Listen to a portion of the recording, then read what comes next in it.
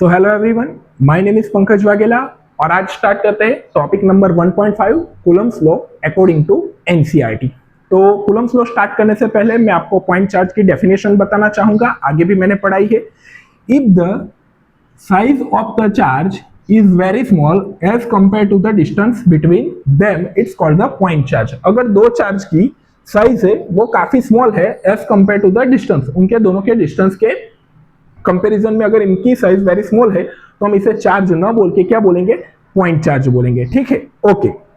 अब हम Coulomb's law start करते हैं। तो कूलम्स लॉ के अंदर हमने पढ़ा है कि दो पॉजिटिव चार्ज हो गए तो दोनों एक दूसरे पर कैसा फोर्स लगाएंगे, रिपल्सिव फोर्स लगाएंगे।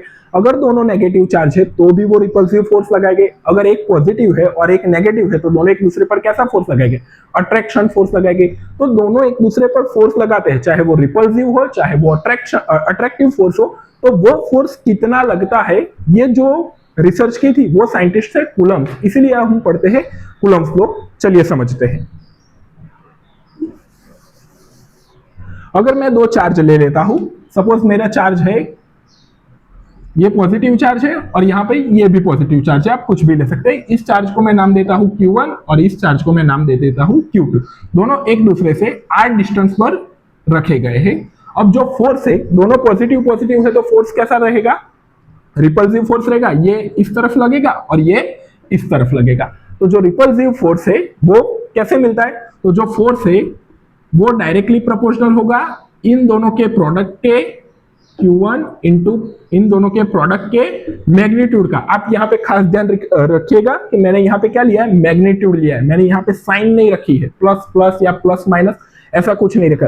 तो फोर्स है वो डायरेक्टली प्रोपोर्शनल है product of the charge of their magnitude, and force is inversely proportional to the square of the distance between them. जो फोर्स है वो इनवर्सली प्रोपोर्शनल है उनके बीच के डिस्टेंस के स्क्वायर के बराबर। अगर मैं इस दोनों फॉर्मूला को एक जैसा लिखना चाहूं तो मैं क्या लिख सकता हूं, F is equal F proportional to Q1 Q2 इसका मैग्नीट्यूड अपॉन आर स्क्वायर। ठीक है, अगर मैं इस कांस्टेंट को निकाल देता हूं तो क्या होगा, F is equal to K Q1 Q2 upon R square. Coulomb's constant,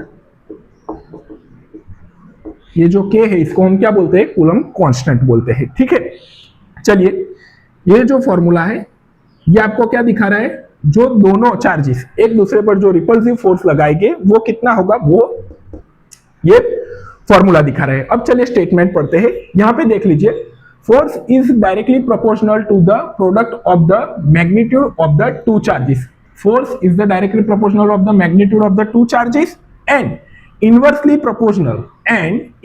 proportional to the square of the distance between two charges and inversely proportional to the square of the distance between two charges। ठीक है, and ये देखिए, force acting along the line joining of the two charges. इसका मतलब क्या हुआ कि ये दोनों एक दूसरे पर रिपल्सिव फोर्स तो लगा रहे, लेकिन ये रिपल्सिव फोर्स ना इस डायरेक्शन में होगी, ना इस डायरेक्शन में होगी, ना इस डायरेक्शन में, ना इस डायरेक्शन। ये जो फोर्स होगी वो ऑलवेज इन दोनों को जो लाइन ज्वाइन करती है उसी डायरेक्शन में होगी।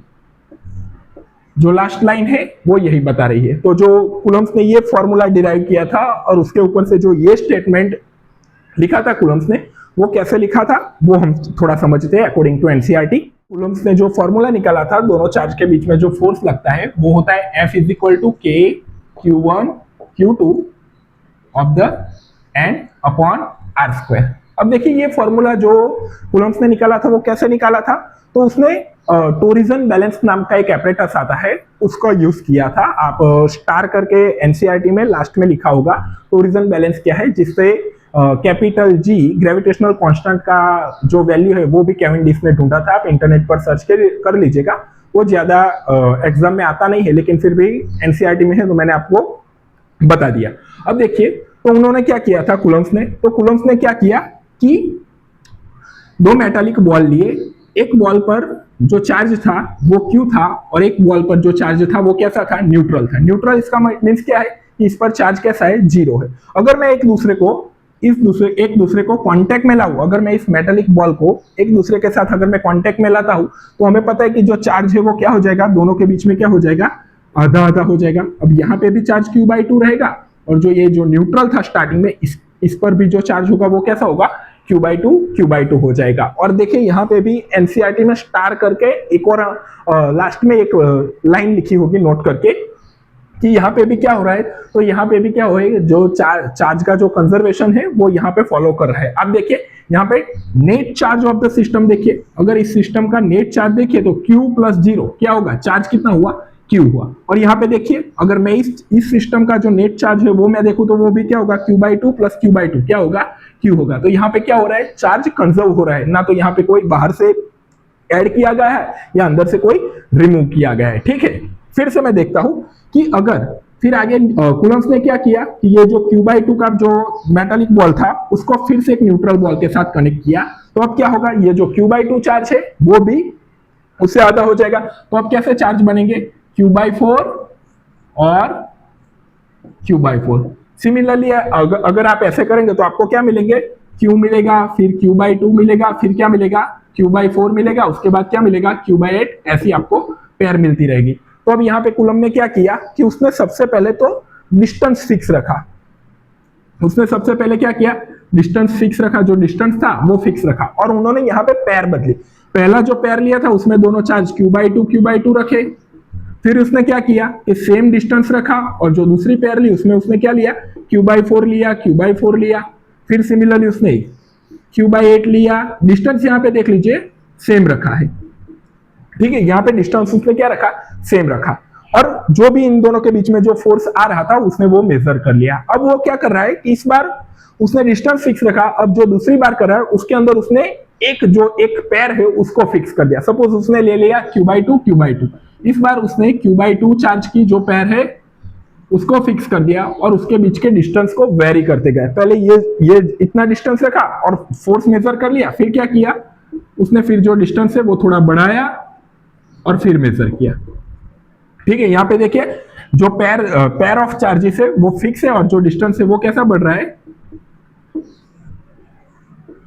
तो कुछ इस तरह से कूलम्स ने ये जो फॉर्मूला है वो डिराइव किया था। एक बार आप एनसीईआरटी की लाइन बाय लाइन पढ़ लीजिएगा तो आपको थोड़ा ख्याल आ जाएगा। ठीक है, और जो इनिशियल डे में ये फॉर्मूला है वो सिर्फ माइक्रोस्कोपिक बॉडी के लिए ढूंढा गया था, लेकिन बाद में आज हम उसे माइक्रोस्कोपिक के लिए भी यूज कर सकते हैं। ये जो प्रोपोर्शनलिटी कांस्टेंट है जिसको हम क्या बोलते हैं, कूलम कांस्टेंट बोलते हैं, इसकी वैल्यू क्या आएगी वो मैं आपको बता देता हूं। अगर मैं इस के को इस फॉर्मूले से बाहर निकालना चाहूं तो क्या होगा, ये एफ यहां पे आ जाएगा, आर यहां पे आ जाएगा, तो क्या होगा FR² is equal to K Q1 Q2। मुझे K चाहिए तो ये Q1 Q2 है, मैं इसको भी यहाँ पे इसके नीचे ला दूंगा तो क्या होगा FR² upon Q1 Q2 is equal to यहाँ पे क्या आ जाएगा, K आ जाएगा। अब देखिए फोर्स है तो फोर्स का यूनिट क्या रहेगा, न्यूटन। डिस्टेंस है तो डिस्टेंस का स्क्वायर है तो उसका यूनिट क्या होगा, मीटर स्क्वायर। यहाँ पे कूलम इंटू कूलम क्या होगा, कूलम स्क्वायर होगा। तो ये जो K है इसका यूनिट क्या होगा, जो कूलम कांस्टेंट है उसका यूनिट क्या होगा, न्यूटन मीटर स्क्वायर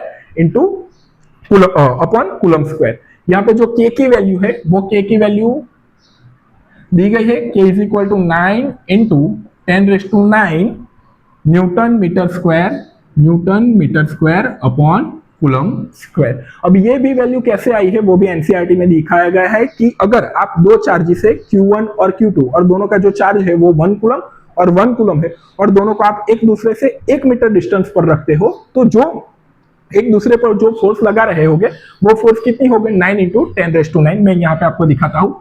सपोज ये 1 कूलम का चार्ज है और ये दूसरा 1 कूलम का चार्ज है और जो दोनों के बीच का डिस्टेंस है वो कितना है, 1 मीटर है। तो ये जो दोनों चार्जेस एक दूसरे पर जो रिपल्सिव या अट्रैक्टिव फोर्स लगा रहेंगे वो फोर्स की वैल्यू कितनी आएगी, वो फोर्स की वैल्यू आएगी 9 इंटू 10⁹ न्यूटन। अब ये जो सारी वैल्यू है आप इस फॉर्मूला में रख दीजिए तो आपको क्या मिलेगा, यहाँ पे देखिए फोर्स कितना आ रहा है, 9 इंटू 10⁹ आ रहा है। K की वैल्यू मुझे मालूम नहीं है। Q1 कितना है, 1 कूलम है। Q2 कितना है, 1 कूलम है और उसके बीच का डिस्टेंस भी क्या है, 1 मीटर स्क्वायर है। तो यहाँ पे मुझे जो K की वैल्यू मिली वो कितनी बोली, 9 इंटू 10⁹ K। ठीक है, तो कुछ इस तरह से K की वैल्यू डिराइव की गई थी।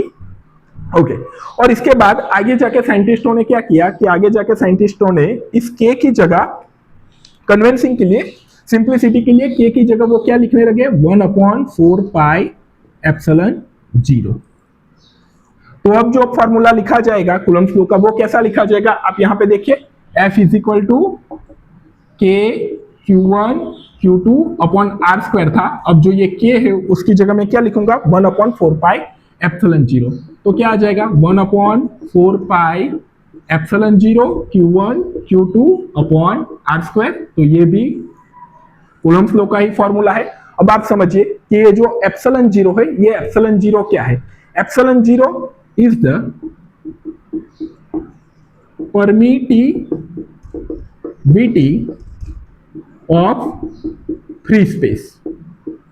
अब आप समझिए ये जो एप्सिलॉन जीरो है वो जो मीडियम है उसकी एक प्रॉपर्टी है, उसका काम क्या है, उसका काम है जो दोनों के बीच में जो फोर्स लग रहा है उसको घटाने का काम करते हैं। सपोज मैं आपको समझाता हूं कि ये दो मेटालिक बॉल है और इसको मैंने कहां पे रखा है, हवा में रखा है, तो इन दोनों के बीच में 100 न्यूटन फोर्स लग रहा है। अगर मैं इसी दोनों बॉल के जो चार्ज है उसको सेम रखूं, उसके बीच का जो डिस्टेंस है उसको भी सेम रखूं और सिर्फ मैं मीडियम चेंज करता रहूं। अब मैं क्या करता हूं, इस दोनों बॉल का डिस्टेंस भी सेम रखा और जो चार्ज है वो भी सेम रखा और इसको मैं पानी के अंदर रखता हूं। तो जो दोनों के बीच में 100 न्यूटन लग रहा था अब वो वहां पे कैसा हो जाएगा, 80 न्यूटन हो जाएगा। अगर मैं पानी की जगह ऑयल में रखता हूं, ऑयल की जगह अगर मैं दूध में रखता हूं, मिल्क में रखता हूं, तो जो फोर्स है वो उसके हिसाब से, मीडियम के हिसाब से वेरी करता रहेगा। तो यहाँ पे जो ये एप्सिलॉन जीरो है वो क्या करता है, फोर्स को घटाने का, कम करने का, रिड्यूस करने का काम करता है। और एप्सिलॉन जीरो क्या है, परमिटिविटी ऑफ फ्री स्पेस, वो क्या है, जो मीडियम है, जिस मीडियम में दो चार्जेस रखे गए उस मीडियम की एक प्रॉपर्टी है। ठीक है, यहाँ पे आप देख लीजिए एप्सिलॉन जीरो है, ये फोर्स के इनवर्सली प्रोपोर्शनल है।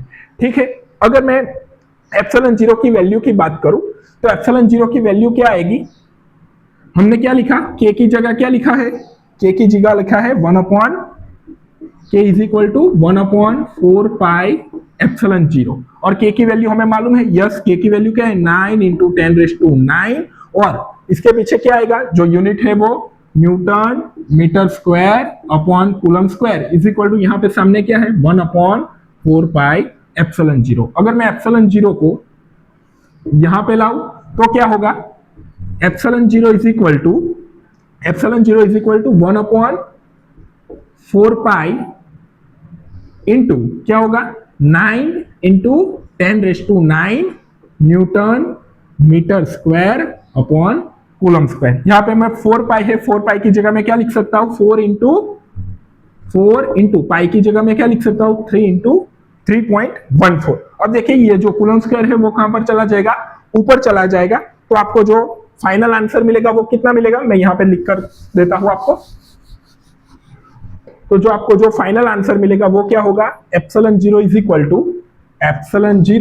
इक्वल टू क्या होगा 8.854 इंटू 10⁻⁻12। आप कैलकुलेशन कर लीजिएगा एक बार। ये जो कूलम स्क्वायर है वो कहां पर चला जाएगा, ऊपर चला जाएगा। कूलम स्क्वायर अपॉन क्या होगा, न्यूटन मीटर स्क्वायर। ठीक है, तो ये वैल्यू भी आपको याद रखनी है और ये वैल्यू भी आपको याद रखनी है। दोनों वैल्यू कैसे आई है वो मैंने आपको बता दिया है। ये बात एनसीईआरटी में नहीं बताई गई थी लेकिन मैंने आपको बता दिया। दोनों का यूनिट खास ध्यान रखिएगा। यहाँ पे देखिए newton metre square upon coulomb square है और यहाँ पे क्या है, coulomb square upon newton metre square है। अब एक जो डायमेंशनल फॉर्मूला है एमएलटी का, वो भी काफी बार एग्जाम में पूछा जाता है कि कूलम कांस्टेंट के का एमएलटी क्या है और एप्सिलॉन जीरो का एमएलटी क्या है। वो मैंने आगे के वीडियो में बताया, एक बार आप ये नोट कर लीजिए, उसके बाद हम देखेंगे। ठीक है, ओके। हमें पता है कि दो चार्जेस के बीच में जो फोर्स लगता है वो है F is equal to K Q1 Q2 upon R square. अगर मैं K को बाहर निकालूं तो क्या होगा, FR square is equal to K Q1 Q2। मुझे K चाहिए तो क्या होगा FR square upon Q1 Q2 और यहाँ पे आएगा K। अब देखिए K का एकम क्या बनता है, फोर्स का एकम होता है न्यूटन। ये R है, R का यूनिट, R क्या है डिस्टेंस है और डिस्टेंस का यूनिट क्या होगा मीटर स्क्वायर अपॉन चार्ज है, चार्ज इंटू चार्ज तो क्या होगा कूलम स्क्वायर। तो अब देखिए हम K का डायमेंशनल फॉर्मूला निकालते हैं। न्यूटन किसका एकम होता है, फोर्स का, और फोर्स को हम क्या लिखते हैं M इंटू A लिखते हैं। यहाँ पे क्या है मीटर स्क्वायर है, यहाँ पे देखिए कूलम स्क्वायर है और यहाँ पे क्या आएगा, k आएगा। m क्या है, मास है, तो m1 a यानी कि एक्सेलरेशन क्या क्या होगा, L1 t minus 2, metre square का क्या आएगा, L स्क्वायर आएगा, और नीचे क्या आएगा, कूलम स्क्वायर का फॉर्मूला क्या होगा, कूलम है तो I is equal to Q by T, तो Q इज इक्वल टू क्या होगा, I इंटू टी। I क्या है यहाँ पे, एम्पियर, तो एम्पियर का A1 और टाइम का T1, तो यहाँ पे कूलम स्क्वायर की जगह मैं क्या लिखूंगा, A1 T1 और उसका स्क्वायर। तो फाइनल आंसर क्या होगा, देखिए आप, M1 L1 T minus 2 L square, और ये ऊपर आ जाएगा तो A square A raise to minus 2, और ये T ऊपर आ जाएगा तो क्या होगा, T रेस टू माइनस 2। देखिए अब टोटल क्या होगा, फाइनल फॉर्मूला M1 ये L1 और ये L2, M1 L3 T minus 4 A minus 2, ये किसका डायमेंशनल फॉर्मूला हुआ, K का डायमेंशन। ये जो MLT का फॉर्मूला था ये K के लिए था, उसी तरह से हम एप्सिलॉन 0 के लिए भी फॉर्मूला निकाल सकते हैं। देखिए F इज इक्वल टू क्या था, K Q1 Q2 upon R square था, K की जगह हम क्या लिख सकते हैं, F is equal to 1 upon 4 pi epsilon 0 Q1 Q2 upon R square. अगर मैं एप्सिलॉन 0 को मेन बनाऊं तो क्या होगा, देखिए तो क्या हो जाएगा, एप्सिलॉन 0 इज इक्वल टू क्या होगा, 1 अपॉन 4 पाई F आ जाएगा, नीचे F आ जाएगा, यहाँ पे क्या रहेगा, Q1 Q2 अपॉन क्या होगा, R स्क्वायर होगा। अब देखिए हम सारे फॉर्मूला के यूनिट रखते हैं तो क्या होगा, epsilon 0 is equal to 1 upon 4 pi का तो कुछ नहीं आएगा, यहाँ पे क्या आएगा, 1 अपॉन न्यूटन आएगा, नीचे क्या आएगा, डिस्टेंस है तो मीटर स्क्वायर, और ऊपर क्या आएगा, कूलम स्क्वायर आएगा। ठीक है, तो अब देखिए एप्सिलॉन 0 इज इक्वल टू क्या होगा, coulomb square upon newton metre square होगा। अब देखिए आगे क्या करते हैं, कूलम स्क्वायर का क्या होगा, A1 T1 और ये उसका स्क्वायर, यहाँ पे न्यूटन है यानी कि ma का क्या होगा, M1 L1 T माइनस 2, और मीटर स्क्वायर का क्या होगा, L स्क्वायर होगा। अब आगे देखिए ये क्या हो जाएगा, A स्क्वायर, ये आगे क्या हो जाएगा, T स्क्वायर, यहाँ पे नीचे क्या आएगा, M1 ये क्या हो जाएगा, L3 और ये क्या हो जाएगा, T माइनस 2, ये T माइनस 2 ऊपर जाएगा तो क्या होगा, प्लस हो जाएगा। तो एप्सिलॉन 0 का फाइनल फॉर्मूला क्या आएगा, M minus 1 okay, L minus 3 और ये T माइनस 2 ऊपर जाके क्या हो जाएगा, प्लस हो जाएगा, जो T रेस टू 4, और फाइनल लास्ट में क्या आएगा, A स्क्वायर। तो देख लीजिए एक बार आप, यहाँ पे क्या आया था फॉर्मूला, M1 यहाँ पे M माइनस 1, यहाँ पे L3, यहाँ पे L माइनस 3, यहाँ पे T रेस टू 4, यहाँ पे T रेस टू माइनस 4 था, यहाँ पे T रेस टू 4 है, A रेस टू माइनस 2 था, और यहाँ पे A रेस टू 2 है। तो जो भी K का फॉर्मूला आएगा, जो भी कूलम कांस्टेंट का फॉर्मूला आएगा, वो परमिटिविटी ऑफ फ्री स्पेस का ऑपोजिट आएगा। यहाँ पे जितने प्लस और माइनस है, यहाँ पे उसका टोटली ऑपोजिट हो जाएगा।